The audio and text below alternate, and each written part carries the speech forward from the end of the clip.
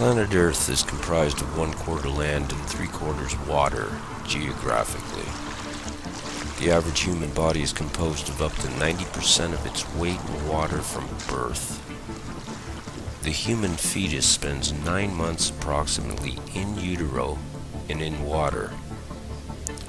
All living creatures that have breath are born in and or from water. The Earth contains roughly 368 trillion cubic meters of water.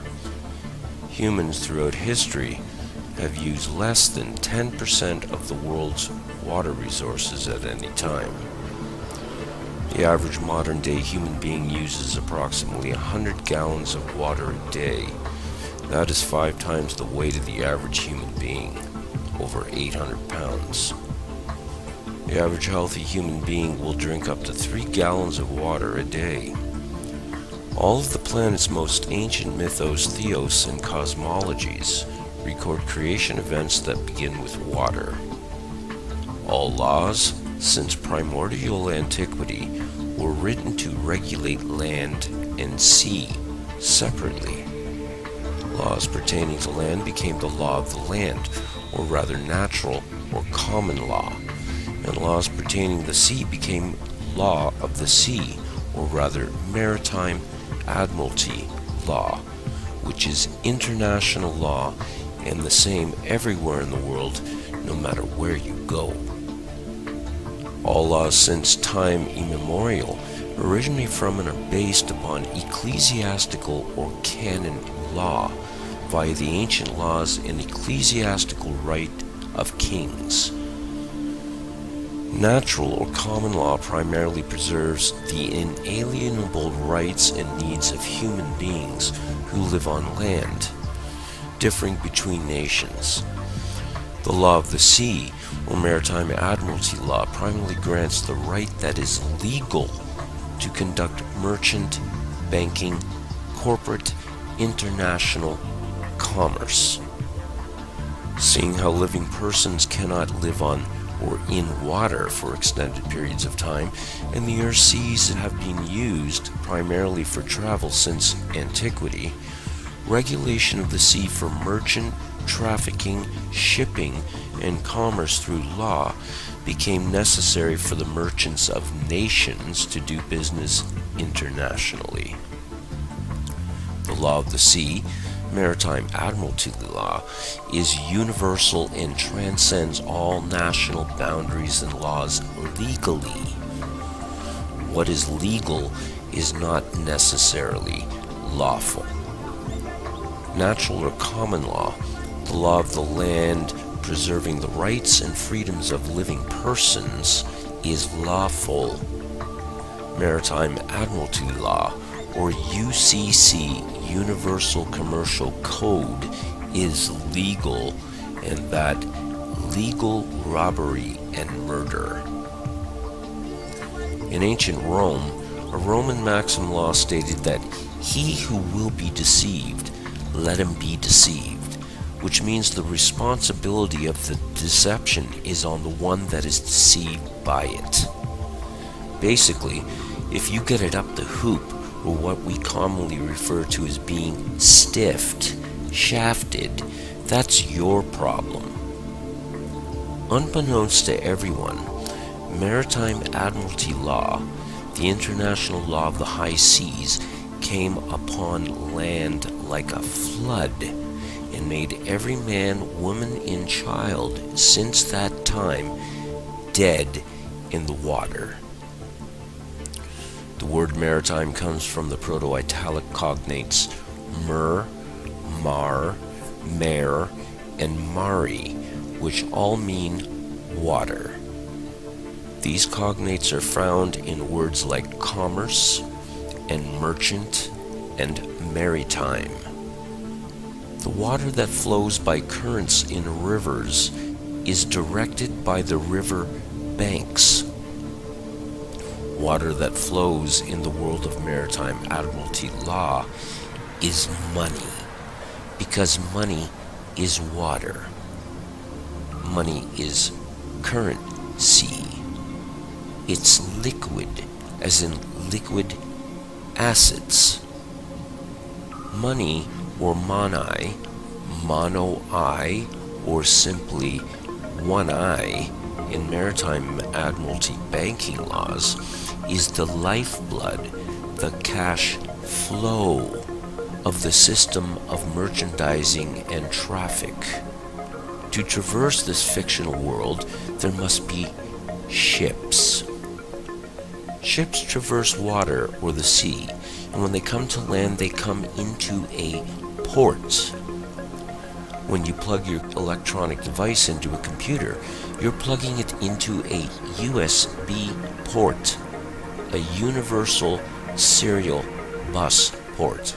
The world of the internet is analogized with water as well. We have the deep web, and when you do a live social media broadcast on the internet, you are streaming the show. When a ship pulls into the port, it comes down a canal to where there is a dock, and there the ship is tied off. The ship's captain submits to the dockmaster a manifest of birth, a license and manifest of goods and services being delivered by the ship to the dock. The dockmaster signs the manifest claiming the cargo as property now of the ward, which includes livestock. All ships are female. A woman is a ship. A man is a fabricator. A man delivers semen into a vessel. The woman bears the cargo of the semen and labors for 9 months, wherein her water breaks, and the semen in the hold come down the birth canal through a port of entry and are delivered in a hospital delivery room. According to Black's Law Dictionary, a hospital is also a bank and also a church. The woman has shipped newly birthed Admiralty maritime product, stock, livestock, cargo. A doctor will untie the ship from the cargo, stock, the product, by cutting the umbilical cord to the ship or vessel and sign a birth certificate, a manifest of birth, after the cargo has been stamped or daubed by a footprint and fingerprint with blood and ink. And after the informants, which are your parents, sign the manifest, which is plainly written on the certificate itself, your parents, the informants, are informing the doctor that the cargo, the stock, is now delivered and can be claimed by signature. The doctor signs the certificate, making you now lost at sea as unclaimed corporate property, cargo, stock, product, commodity. You are now legally dead in the water, and your name appears in all capital letters and on every other legal document. And as I said, legal is not necessarily lawful. The word capital, capital, etc. comes from the Latin caput, which means skull, and the word El, which is named for the Phoenician, Hebrew, and Roman god Saturn, which can be found in the Bible. Capitol is where we get Capitoline Hill, Golgotha, Capitol Hill, as in Washington, D.C. Caesar in antiquity ruled from the hill, just as modern-day presidents, monarchs, and popes rule from hills. A gangster may shoot someone in the head and say, "I capped him," a euphemism for a bullet causing death to the head. The word captain comes from the word capital, which means money, or one eye, and equals water, the currency ration. All corporations are fictional. They exist on paper as a dead body vessel, just as your name in all caps on a birth certificate. The Constitution of the United States was formed in 1776, but the Constitution of the Incorporation of the United States was in 1871. The Corporation of the United States was formed in Delaware, Maryland in 1871 and became the United States, Inc. All citizens of U.S. Inc. have a license to work for U.S. Inc. They are employees. All corporations must have three things: a president, a vice president, and a secretary-treasurer. Everything in the world of merchant corporate banking law revolves around ships, as ships are carried by the water, which is the current sea, and all corporations are ships. If you want to have a car, you must have an ownership. If you want to be a citizen of a nation or country, you must get a citizenship. If you go into business with someone, you enter a partnership. If you want to learn a trade, you may enter an apprenticeship. Want to go to college and get your degree? Get a scholarship. Want to go buy a new car? You go down to the dealership. If you are traveling by car, you may enter a township before you enter the very town. When a man and woman get married, and the word invokes maritime admiralty law, they enter a business contract and obtain a marriage license to do business as a partnership. If you go to a church, which means a bank according to Black's law, you are going to a place of worship. Everything is a vessel, a fictional ship created out of thin air on paper in the sea of corporate commercial banking laws of pirates of the high seas. A person, according to Black's Law Dictionary, is a monster. According to canon law, Goyim translated from the Hebrew to mean nations, cattle, chattel, animals, beasts, non-human according to rabbinical sources which are authoritative in ecclesiastical or canon law, which includes Talmudic rulings. Goyim have no rights. Admiral or admiralty laws apply to the authority of the captain, who is the admiral of the ship.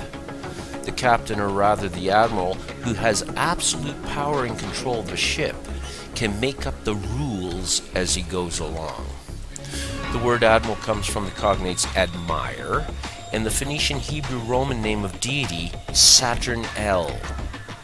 Wherever there is a crown, you had better admire and have admiration for the king who is the captain, commander-in-chief, or else. Under common law, there's no such thing as a victimless crime, and a victim receives compensation and redress for damages. Aboard a ship, the captain can make any act of crime and he can impose sanctions accordingly. If you have a house and want to sell it, you put it up for sale. You are placing a sale on a ship which will set sail and dock to another port when sold. When you send a package somewhere abroad, you are shipping it, even though it's more than likely traveling by land. If you are losing your house, it's said that your house is underwater. If you get in trouble with the IRS, or if you go to prison, it's said you have landed in hot or deep water, and someone has to come and bail you out. A ship pulls into a port and gets tied off at a dock. When you go to a court, your case is placed in a docket.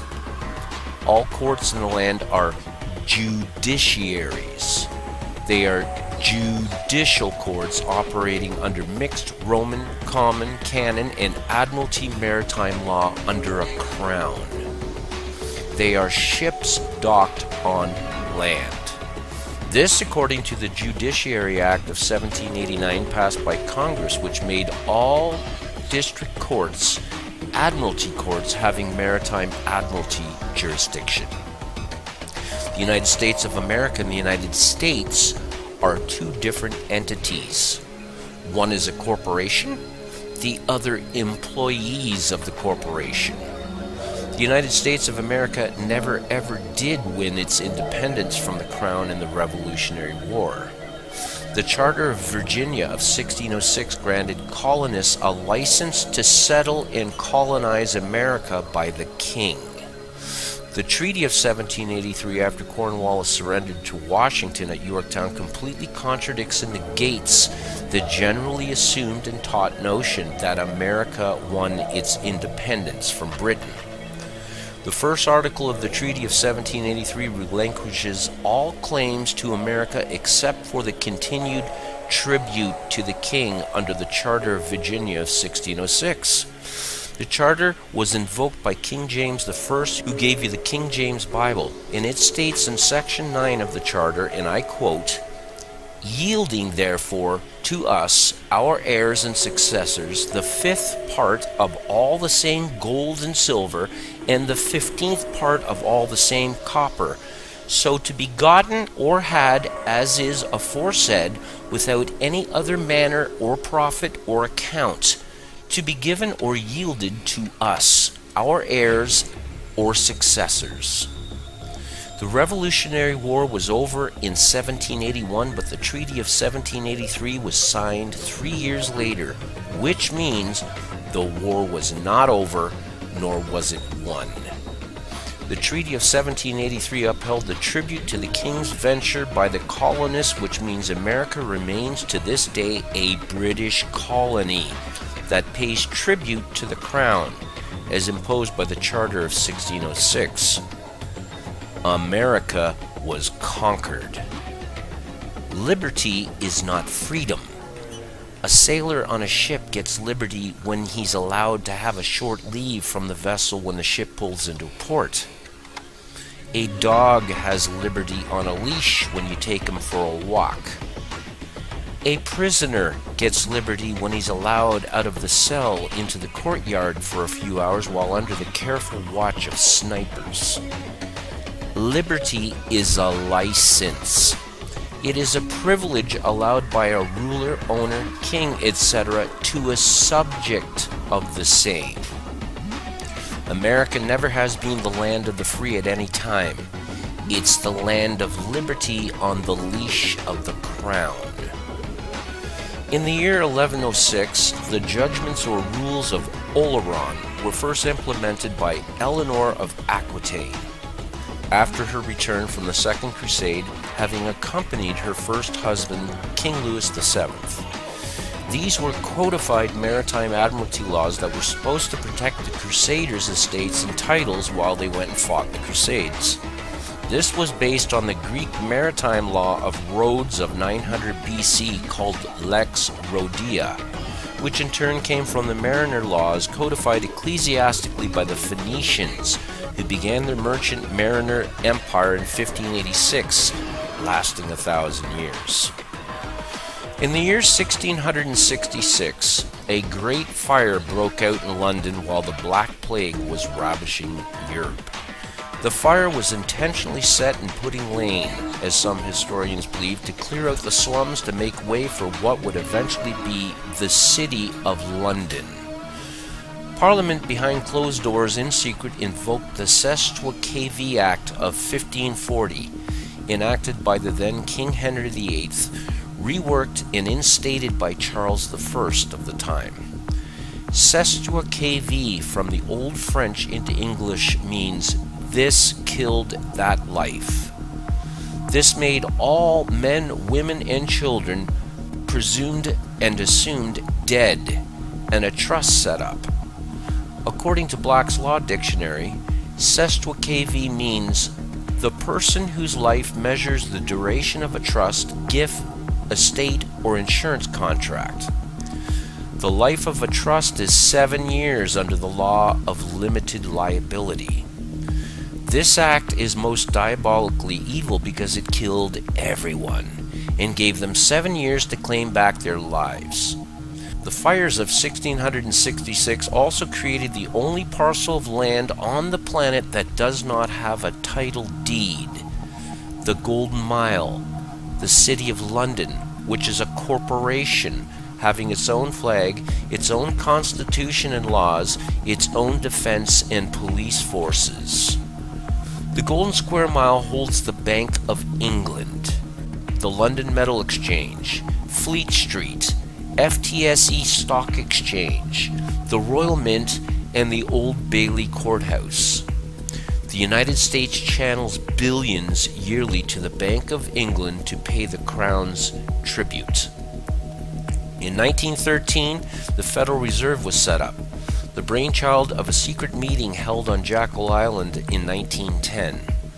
As United States Inc.'s debt soared well above the estimated gold reserves the corporation of the U.S. held as a standard for the dollar, the Federal Reserve Act was passed on Christmas Eve while Congress is away, giving the power for a foreign corporate entity to print fiat and collect interest on monies created from thin air. A bank does not loan you money.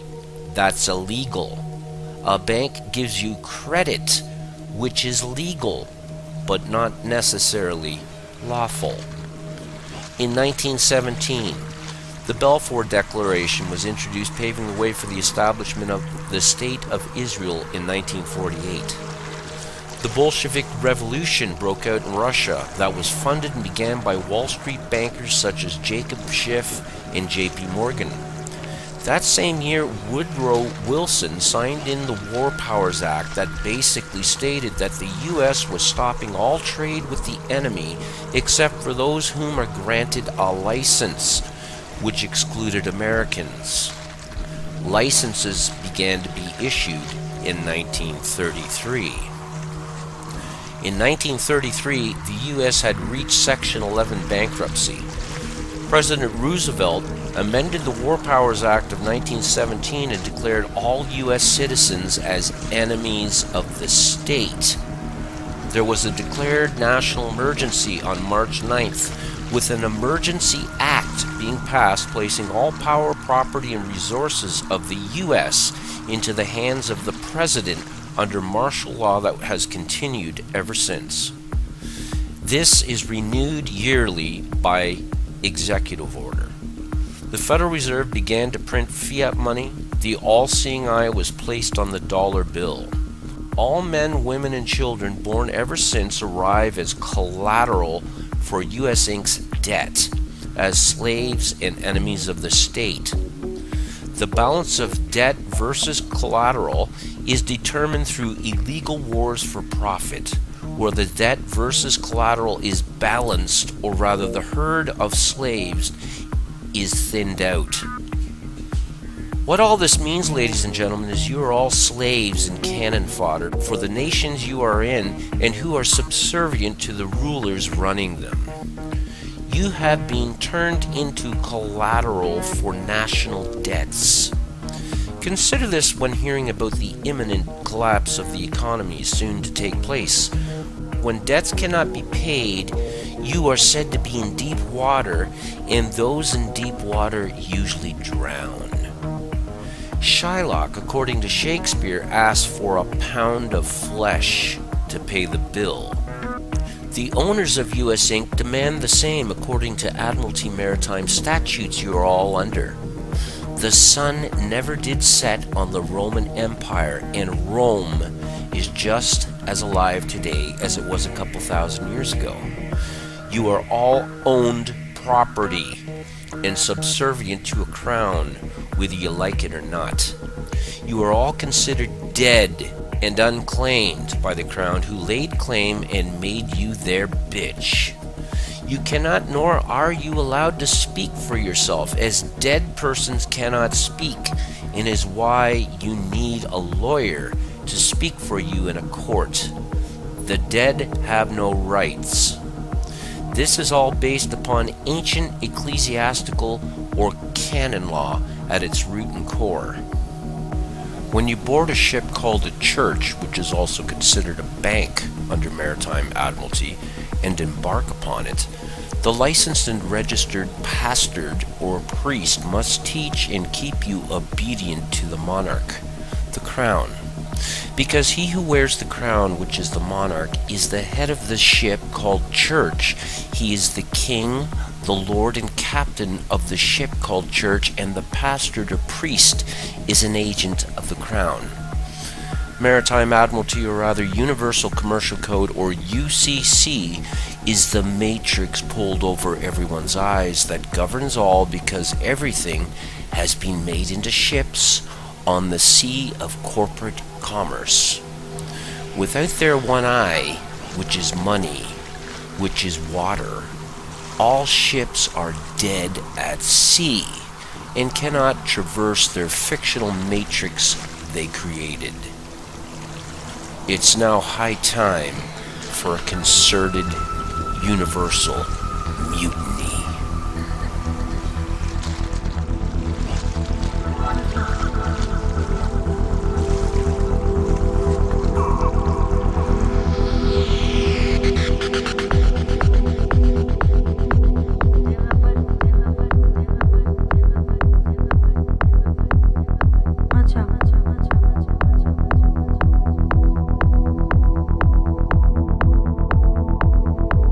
We are opposed around the world by a monolithic and ruthless conspiracy that relies primarily on covert means for expanding its sphere of influence, on infiltration instead of invasion.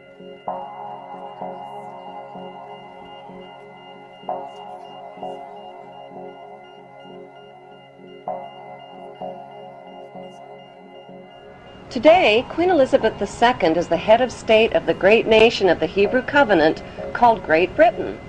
Her genealogy chart, according to the College of Heralds in London, traces her blue bloodline back to Abraham, who many modern scholars believe to be the Egyptian pharaoh, Amenemhet I. By connecting 22 dots, the true Hebrew and royal Egyptian identity of Queen Elizabeth II comes into focus. Number 1. What is the stone of Jacob, a Hebrew patriarch, doing beneath the Queen's throne chair? Number 2. Why was the Queen crowned at her coronation ceremony on top of a symbolic Egyptian step pyramid? Number 3. The monarch's crown has 12 stones at the base, each representing the 12 Hebrew tribes. The 12 stones of the 12 tribes were also worn on the breastplate of Hebrew high priests in Canaan. Number 4. The Union Jack represents the reunion of the United Kingdom of the 12 tribes of Jacob, or Jacob. The Union Jack is red, white, and blue, the same colors as the 3 crowns of Egypt. Number 5. The royal scepter originates in ancient Egypt and was carried by the Egyptian god Amun and by Egyptian pharaohs, who called themselves the Son of God. The royal scepter is now carried by pharaonic descendant Queen Elizabeth II. Her scepter contains the world's largest cut diamond, called the Star of Africa.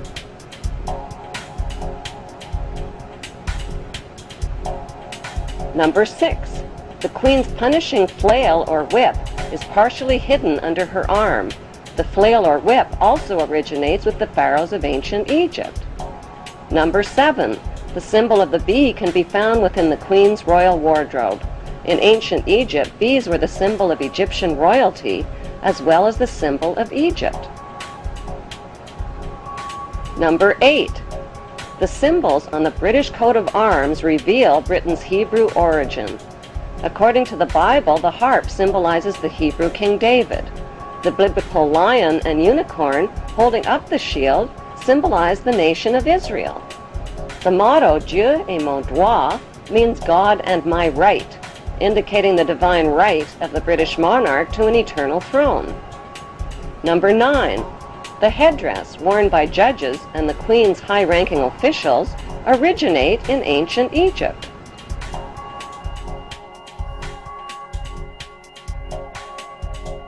Number 10. Kilts, like the one worn by Prince Charles, originate with the Egyptian pharaohs who wore white kilts. Number 11. The hymn, Zadok the Priest, written by Handel, was performed at the Queen's coronation in 1952. Zadok the Priest was the biblical priest who anointed the Hebrew King Solomon while the people cried, "God save King Solomon! Long live King Solomon! May the king live forever!" God save Queen Elizabeth! Long live Queen Elizabeth! May the Queen live forever!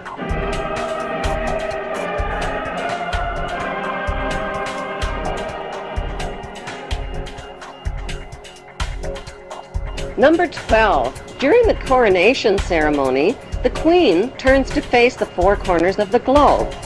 The orb carried by the Queen represents the globe over which the monarch rules.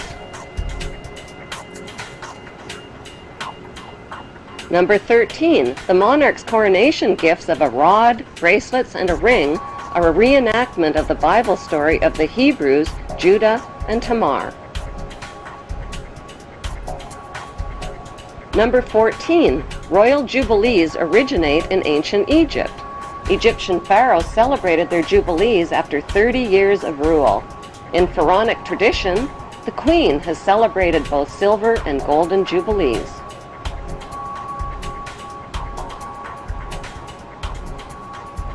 Number 15. Incest was practiced by ancient Egyptian royalty. Mothers married sons and brothers married sisters to keep the power and the money all in the family. Like their pharaonic ancestors, the British monarchy have a long history of incestuous inbreeding.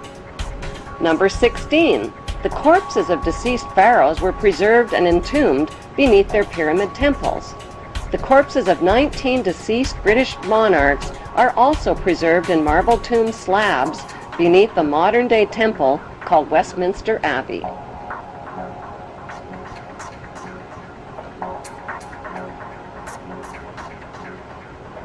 Number 17.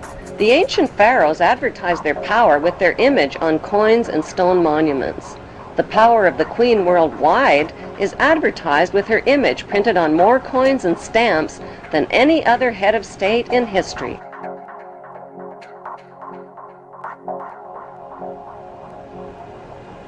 Number 18. The structure of government in ancient Egypt was a step pyramid model, with the Grand Vizier and priesthood one step below the pharaoh. Today's monarchy reigns using a much more sophisticated pyramid model of authority.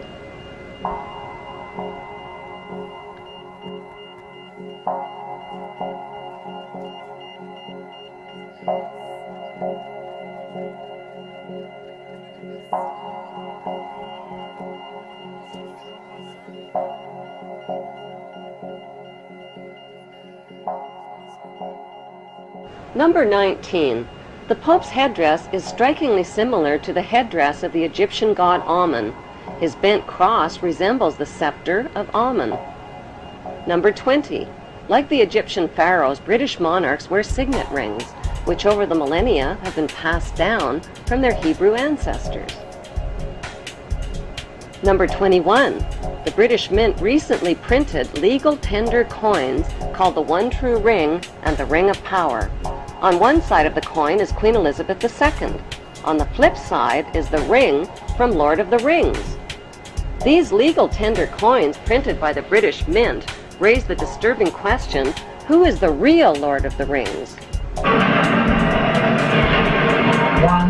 ring to rule them all.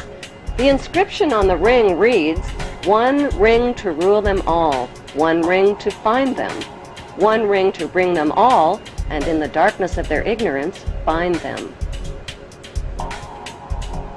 Number 22. The covenant that the biblical God gave to Abraham was a promise to make his name great and to make for him a great nation. Today, Great Britain is the only nation called great. In Hebrew, the word Britain literally means land of the covenant, and British means man of the covenant.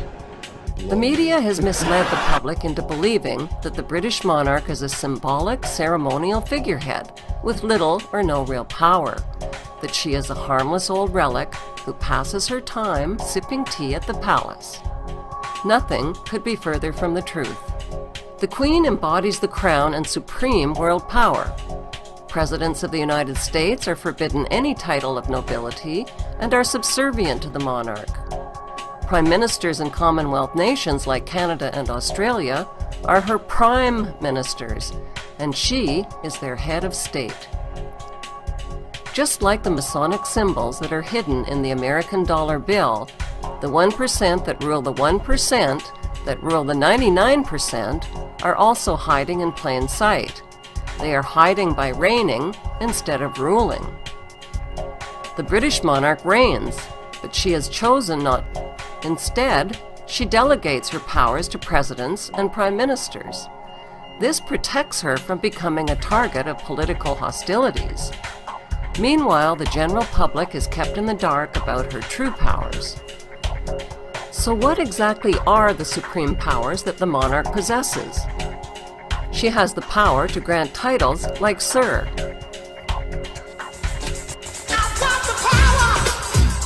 The Queen has the power to call elections and dissolve Parliament. She can dismiss prime ministers and the government. She can declare a state of emergency and command the armed forces. She can even declare war through her prime minister without even the consent of Parliament. There's a reason why the Queen's image appears on more coins, stamps, and paper currency than any other head of state in world history. Who is Princess Diana, and how did she get mixed up with the world's most heartless, power-crazed inbreds? Officially, Diana's father was the 8th Earl John Spencer. He was a descendant of the 5th Earl John Spencer, who was a groom of the stool. What, pray tell, is a groom of the stool? A groom of the stool is responsible for stools, the kind you sit on and the kind you expel. In other words, a groom of the stool wipes royal bottoms. The 5th Earl John Spencer wiped the ass of His Highness the Prince of Wales from 1862 to 1866. Would Charles, who is today's Prince of Wales, marry and mix his family's precious royal blood with Diana if she was from a bloodline of lowly ass-wipers? Of course not. According to the New York Times best-selling author Tina Brown, Sir James Goldsmith is Diana's real father. He had a long-term affair with Diana's mother during her marriage to Earl John Spencer. Multiple news sources maintain that James Goldsmith and Diana's mother Frances were lovers when Diana was conceived. Diana's mother was deeply unhappy in her marriage to Earl John Spencer, who drank heavily and acted beastly towards her. She finally divorced him and remarried in 1969. What kind of a man was James Goldsmith, the alleged real father of Princess Diana? Goldsmith was a Jewish bankster and one of the 20 wealthiest men in the world. Despite his criminal money laundering and bankruptcy schemes, he was never charged with anything. Why? Because Goldsmith was a ruthlessly vulgar man who was above the law. But people are upset by vulgarity. And vulgarity is to some degree a sign of vigor. It means that new people, coming from nowhere, are making it. It's the old American dream. Anybody can become a millionaire. So if we want change, if we want vigor, we're going to have vulgarity. It's one of the things which irritates, which is necessary. James Goldsmith's ancestors were neighbors of the Rothschild banksters in Frankfurt, Germany. The Goldsmith and Rothschild families intermarried. Princess Diana shared a striking family resemblance to James Goldsmith's 3 children, Zach, Ben, and Jemima. They are allegedly Diana's half-brothers and sister. Diana most closely resembles Zach Goldsmith. How close are the Goldsmiths to the Rothschilds nowadays? What kind of childhood did the Queen's German husband, Prince Philip, have? The answer can be found in a biographical book called Elizabeth, Behind Palace Doors. Philip's mother was Princess Alice Battenberg, granddaughter of Queen Victoria. She was diagnosed as a paranoid schizophrenic and committed to a mental institution in Switzerland. Philip's German father ran off with a wealthy mistress, which left the boy parentless. Philip's uncle, George Mountbatten, became his surrogate father and legal guardian. Unfortunately, Uncle George had the same perverse reputation as Uncle Dickie. George Mountbatten kept a scandalous collection of child pornography that he bound into volumes and emblazoned with the family crest. Most disturbing were pictures of family orgies and bestiality in which children and animals were sexual participants. The question is, was George's adopted son Philip a participant? George Mountbatten's porn collection now resides at the British Museum, where it is kept in a hidden repository of artifacts deemed pornographic and unfit for public viewing. It is a well-known fact that child victims of sexual predators commonly identify with their abusers and grow up to become sexual predators themselves.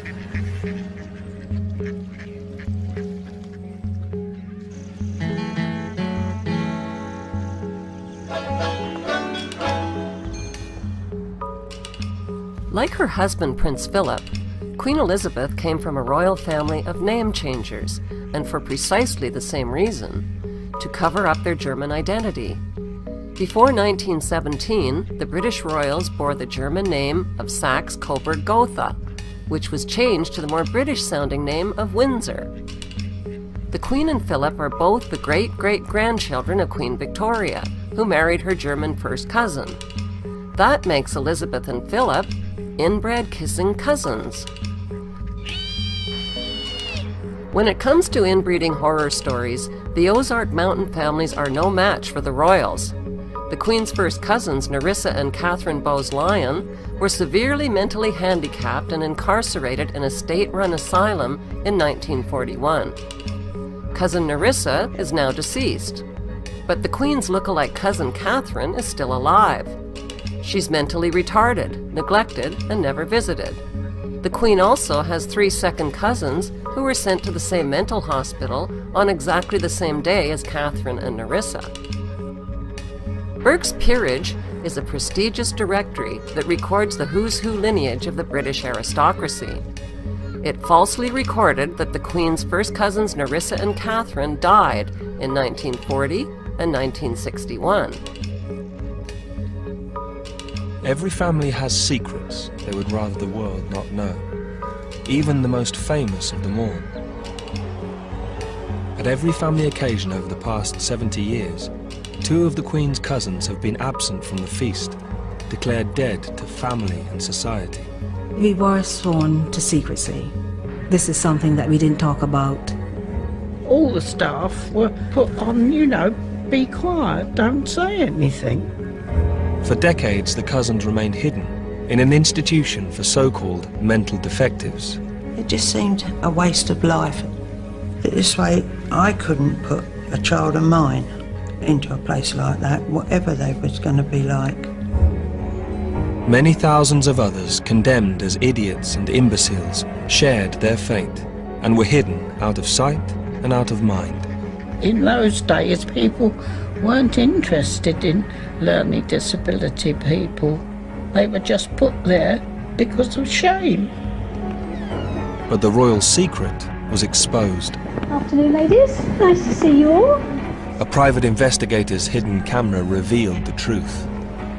Where's Catherine? Somebody said I should have a word with her this afternoon. Catherine Bowes-Lyon, niece to the Queen Mother and cousin to the Queen, is still alive today.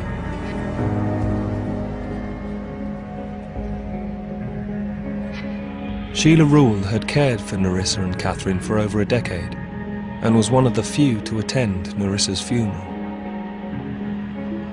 Well, at Nerissa's funeral there was no family present, it was only staff. And Catherine went, she didn't cry or anything, but she was quiet. She was quiet. But of course she must feel like there's something not right. There was no connection with the royalty, and that's no credit to them. They could have given her a very lavish funeral, really, but they didn't. And she had a pauper's grave. The Queen hasn't parted with a single penny to care for her look-alike living cousin Catherine. No birthday gift, no Christmas card, not a single visit from the Queen or royal family in 60 years. Nerissa and Catherine are not the only mentally defective relatives of the Queen. The Queen's great-uncle, Prince Albert Victor, was mildly retarded and partially deaf. He was also a suspect in the murderous rape of slum prostitutes using a carving knife. The Queen's grandfather, King George V, had an epileptic son. When the boy suffered an epileptic seizure at age 4, the king hid him in an isolated farmhouse. The boy never saw his royal parents again and reportedly died in his sleep. King George III was the Queen's third great-grandfather. Because of his prolonged episodes of severe psychosis, he was put in a straitjacket behind bars at Windsor Castle, where he became progressively insane and blind. Queen Anne and George IV inherited the same genetic madness. The Queen's mother-in-law, Alice Battenberg, had visions that she was Christ's bride. She was diagnosed as a paranoid schizophrenic and committed to an asylum in 1930.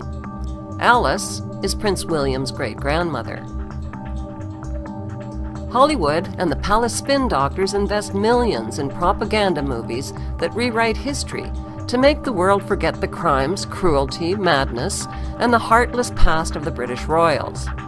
The Oscar-winning movie The Queen was all about resuscitating the Queen's dying popularity after Diana's murder. Another propaganda Oscar winner, The King's Speech, focused on the Queen's father, King George VI, and his speech impediment. The movie failed to mention royal inbreeding as a cause of his disability. Monarchy movies sell the belief that the royals are sensitive, caring, human, and deserving of worship and taxpayer support. In mid-October of 1964, kissing cousins Elizabeth and Philip paid a royal visit to a Catholic residential school for Aboriginal children in Kamloops, British Columbia, Canada. William Coombs was 12 years old at the time of the royal visit. "I was an inmate at the Kamloops school when we were visited," said Coombs. "I remember it was strange because they came by themselves, no big fanfare or nothing. But I recognized them, and the school principal told us it was the Queen, and we all got given new clothes and good food for the first time in months the day before she arrived. The day the Queen got to the school, I was part of a group of kids that went on a picnic with her and her husband and some of the priests. We went down to a meadow near Dead Man's Creek. I remember it was weird because we all had to bend down and kiss her foot, and she was wearing a white lace boot. After a while, I saw the Queen and her husband leave the picnic with 10 children from the school, and those kids never returned. They took away those 10 kids and nobody ever saw them again. We never heard anything more about them, and we never met them again even when we were older. They were all from around there, but they all vanished." The group that disappeared was 7 boys and 3 girls in age from 6 to 14 years old. They were all from the smart group in the class. 2 of the boys were brothers, and they were Mady from Quesnel. Their last name was Arnoux, or Arnold. I don't remember the others, just an occasional first name like Cecilia, and there was an Edward. What happened was also witnessed by my friend, George Adolph, who was 11 years old at the time and a student there too. But he's dead now. William Coombs, the sole survivor, was scheduled to appear as the star witness at the International Tribunal into Crimes of Church and State in London, England.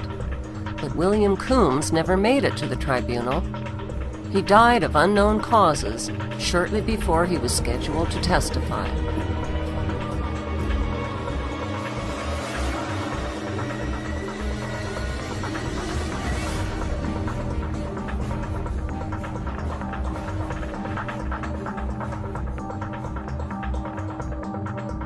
Reverend Kevin Annett, a former minister of the United Church of Canada, believes that William Coombs was murdered to stop him from speaking out about the royal abductions and other crimes of murder and torture that he had witnessed at the school.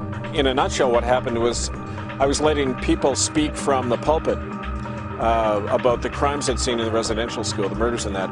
I also found out about the land deals that were happening where the church was selling off native land to big logging companies for kickbacks. And I wrote a letter about that to the church. I was fired without cause and eventually thrown out of the church without any due process at all. but that one thing led to another, and I began to work a lot more with the survivors after that, the eyewitnesses to these crimes. In Quebec City, a ceremonial parade was held for the royal couple, and a goat with gold horns and a blue jacket was marched in front of Prince William. The billy goat is descended from Queen Elizabeth's private stock of royal goats. Billy is a nickname for William. In this photograph, Prince William is wearing a Royal Air Force patch that displays a goat head symbol. The goat head is a symbol for the goat of Mendes, which represents Satan and the Antichrist. The Baphomet is another name for the goat of Mendes. It is the deity that is worshipped by the Knights Templar. Today, the Baphomet pentagram is the official symbol of the Church of Satan. In black magic, the Baphomet is the source and creator of all evil. It is portrayed as half human, half goat.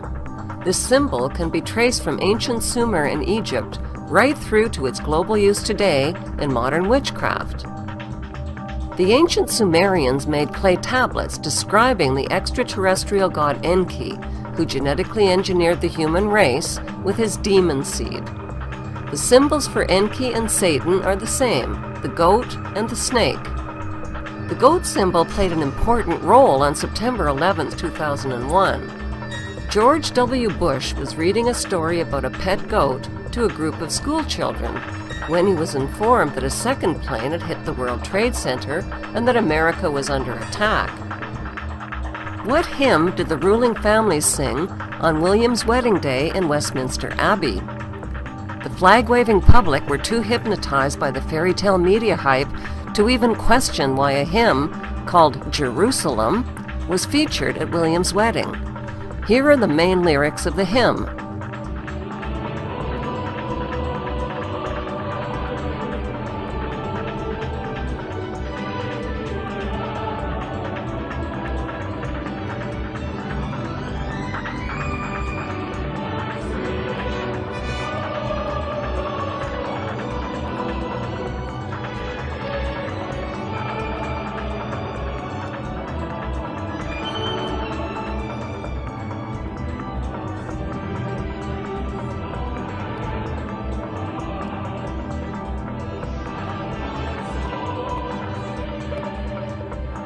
Why are the ruling families singing about the fight to build Jerusalem at William's wedding of the century?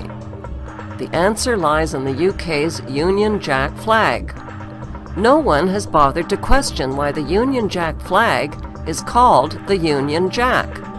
Who is Jack? The answer is Jack-Ub. Jack-Ub, or Jacob, is the patriarch of the Jews. According to biblical scripture, Jacob laid his head on a stone and dreamt about a ladder reaching to heaven. It's called the Stone of Jacob. The Stone of Jacob will also be placed beneath William's throne chair when he is crowned king. Most of us were taught revisionist history in school. To make sense out of what's going on in the world today, we need to learn a few simple facts about Israel's history without the revisions. According to the Bible story, Jacob fathered 12 Hebrew sons who invaded the land of Canaan. Canaan was the homeland of the Philistine people. After defeating the Philistines, the 12 Hebrew tribes carved up the land of Canaan into 12 tribal districts. They renamed the land of Canaan Israel, Israel, after their gods, Isis, Amun-Ra, and Elohim.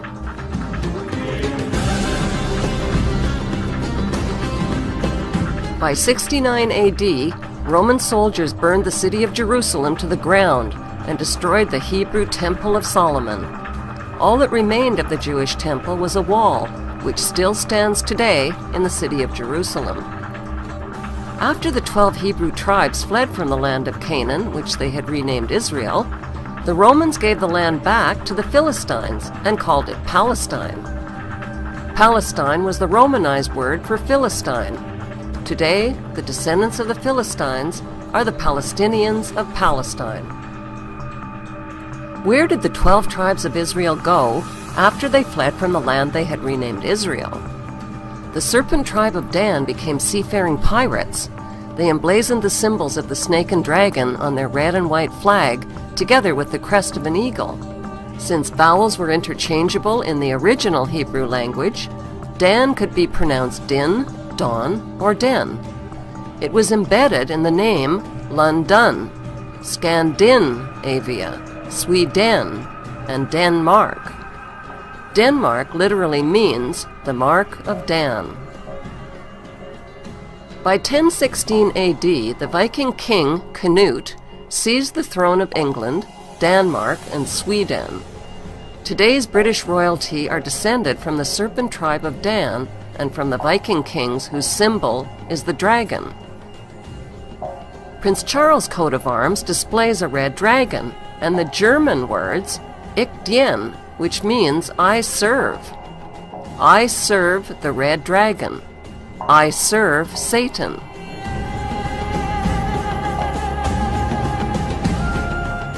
Prince William's coat of arms also features a red dragon, which is partially hidden by a 3-point white label.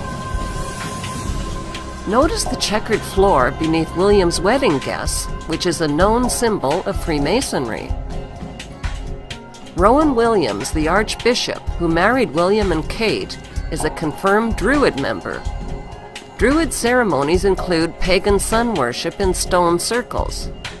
Notice the sun symbolism on the back of the Archbishop's robe. Prince William and the British royal family claim descent from King David and the Jewish tribe of Judah, but the evidence shows they are descended from the tribe of Dan and the Viking kings, whose symbols are the snake and dragon. It took nearly 1,000 years for the tribes of Israel to reunite after fleeing from Jerusalem in 70 AD. They reunited in the British Isles under the flag of their Jewish patriarch, Jacob, or Jacob. It took another 1,000 years for the Jewish tribes to reclaim the land that the Romans had given back to the Philistines. How did they do it?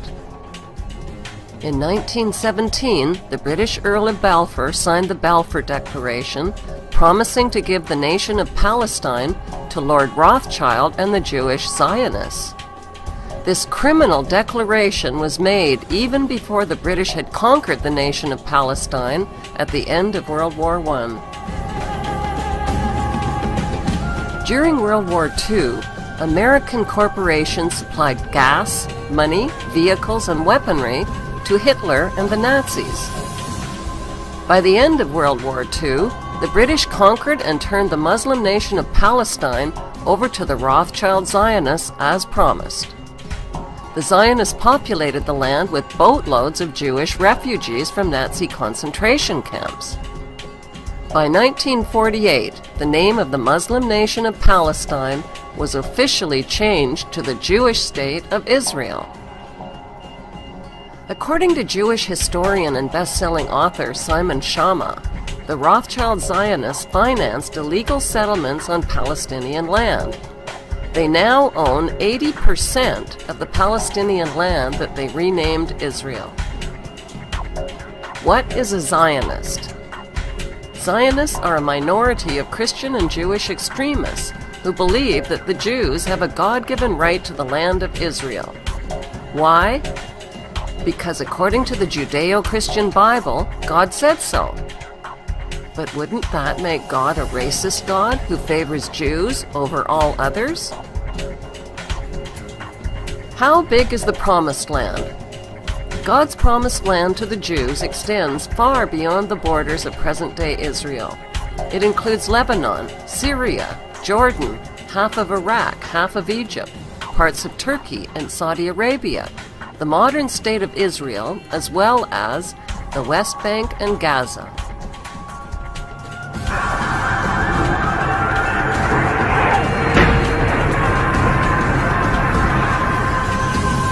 The 9/11 attack on the World Trade Center in New York City served as the perfect excuse to justify bombing, occupying, disarming, and bankrupting Israel's Muslim neighbors.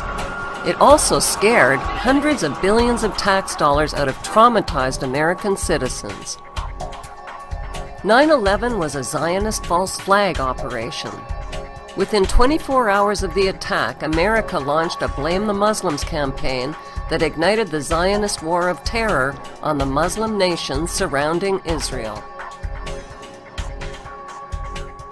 Ultimately, the grand scheme of the Zionist plot is to reclaim Jerusalem and rebuild Solomon's Temple, which was destroyed by the Romans almost 2,000 years ago.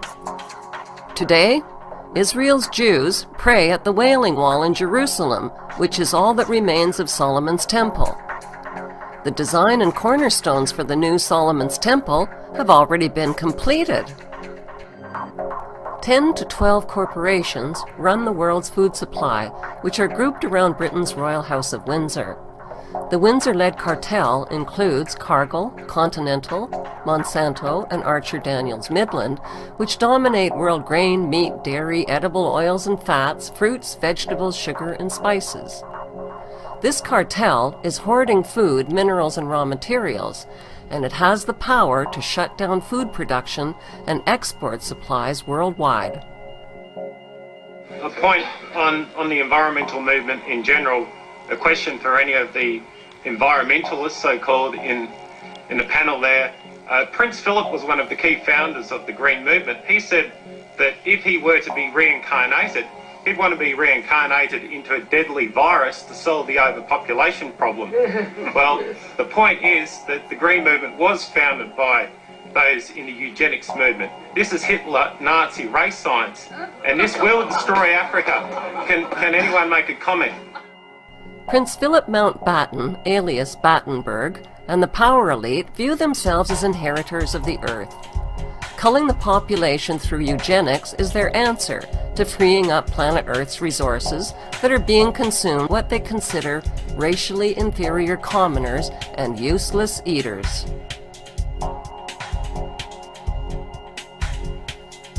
The Queen is the wealthiest person on Earth. Her gold carriage alone is made of 4 tons of solid gold, worth over $370 billion at today's gold prices. Until 1992, the Queen's income was all tax-free. In 1977, the Bank of England Nominees Limited was established to hide the Queen's investments. Secrecy about her wealth protects her from a public lynching. Government and banking officials inform the Queen about where to invest her wealth. That's called insider trading, and it's illegal. But the Queen gets away with it scot-free. Why? Because she's the Queen, and she's immune to prosecution. The Queen owns more than 300 residences, including castles and palaces, crown jewels, over 27,000 masterpieces, prize racehorses, and a fleet of Bentleys and Rolls-Royces. Her colossal wealth also includes crown land and investments that she inherited from her black nobility ancestors. The Queen's Crown estate includes over 50% of the UK's coastline, as well as Regent Street and Windsor Great Park. Her trillions in wealth are passed down to her descendants, untaxed.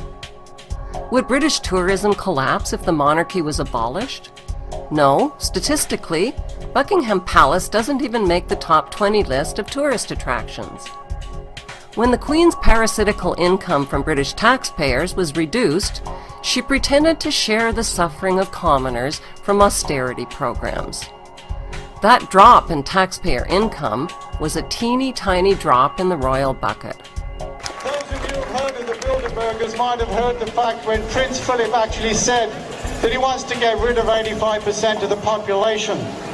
He said that if it doesn't happen in his lifetime, he wants to come back as a virus and do the job himself. He wants to get rid of these he called useless food eaters. Well, I'm telling you firsthand, they're the bloody useless food eaters. They couldn't put a nail in a piece of wood or fry an egg to save their life. Yeah! Do you know how much the Queen is worth? 17 trillion pounds. That's $30 trillion. She could end world hunger and poverty tomorrow. Instead, she just sits in her ivory tower and laughs at us. This is coming to an end. $30 trillion? Of the billions of families on planet Earth, how did this one family manage to collect and hoard most of the world's wealth over the centuries?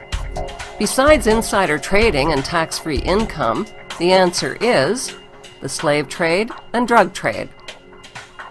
The Temple Mount, 35 acres of it, is the most explosive piece of territory on the face of the planet. Jewish leaders have already established a training center in Jerusalem, where temple priests are now learning how to offer the required animal blood sacrifices and to conduct the daily temple services. Now, of course, there's limits on exactly what sacrifices we can do because of the state of impurity that we're in. Some sacrifices we can't do without the ashes of the red heifer, but the Passover offering, national sacrifices we can perform in a state of impurity. So what's stopping the Zionist Jews from rebuilding Solomon's temple? What's stopping them is a Muslim shrine called Dome of the Rock, which was built in 691 AD right over the top of the ruins of Solomon's temple. It is one of the world's holiest Muslim sites. This sacred real estate is, without a doubt, the most dangerous real estate on planet Earth. The Muslim Dome of the Rock is the elephant in the room. The Zionist plan to rebuild Solomon's temple on sacred ground must, by necessity, be a plan that reduces the Muslim Dome of the Rock to rubble. Building Solomon's temple means the Muslim shrine must fall, either by a natural disaster like an earthquake, or a man-made disaster like an exploding bomb. A man-made disaster would surely be the spark that ignites World War III. When a British monarch is crowned, an elaborate ceremony takes place which resembles the ritual crowning of King Solomon of ancient Israel. King Solomon ruled over ancient Israel and had extensive knowledge of the Kabbalah, which he used to communicate with demons. King Solomon is the single most important figure in the occult teachings of World International Freemasonry. The ancient ÜÐİ is a book of powerful invocations and spells written by King Solomon. These ancient spells and evocations were used to summon spirits who were then psychically tortured and forced to serve King Solomon. The ÜÐİ contains descriptions of 72 demons, some of whom control their own army of lesser demons. King Solomon evoked and imprisoned these spirits in a bronze vessel sealed using magic symbols.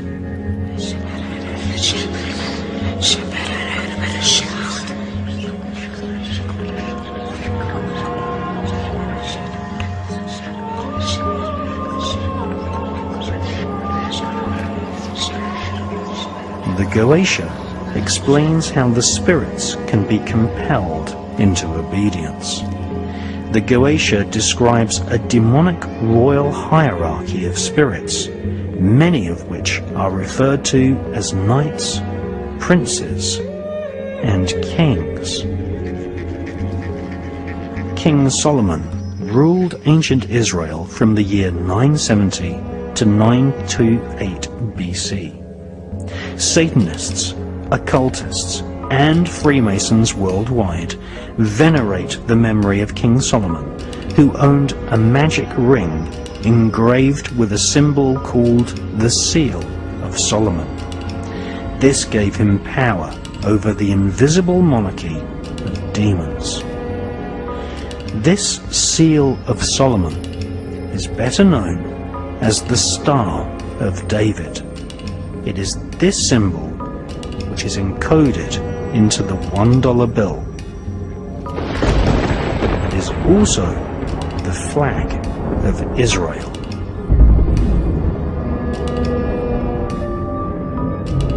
Magicians and mediums who consult with spirits have always been employed by the royal elite.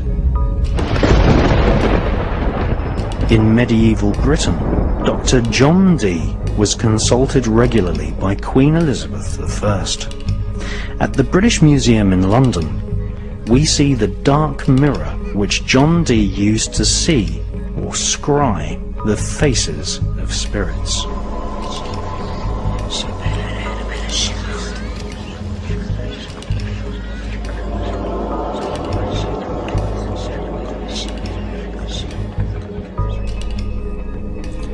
Dee's ability to communicate with spirits led him to be employed as a spy, developing psychic espionage techniques, which we now call remote viewing. John Dee attended Trinity College in Cambridge, which became a place where occultists and the world of spies were intertwined. Aleister Crowley also attended Trinity College. In 1904, he wrote an introduction to an ancient book of spells called the ΔΘΕΦ.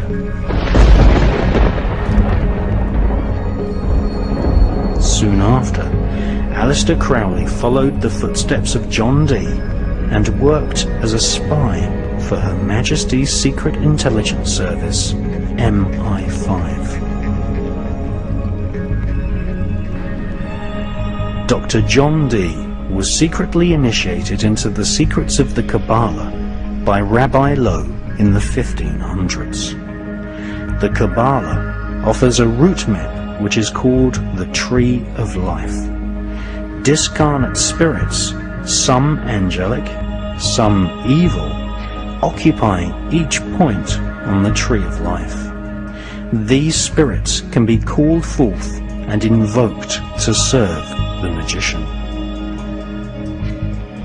Medieval astrologers and Kabbalists such as John Dee were hired by monarchs to plan their wars or to experiment with alchemy, trying to transform base metals into gold and thus increase the already spectacular wealth of the monarchy.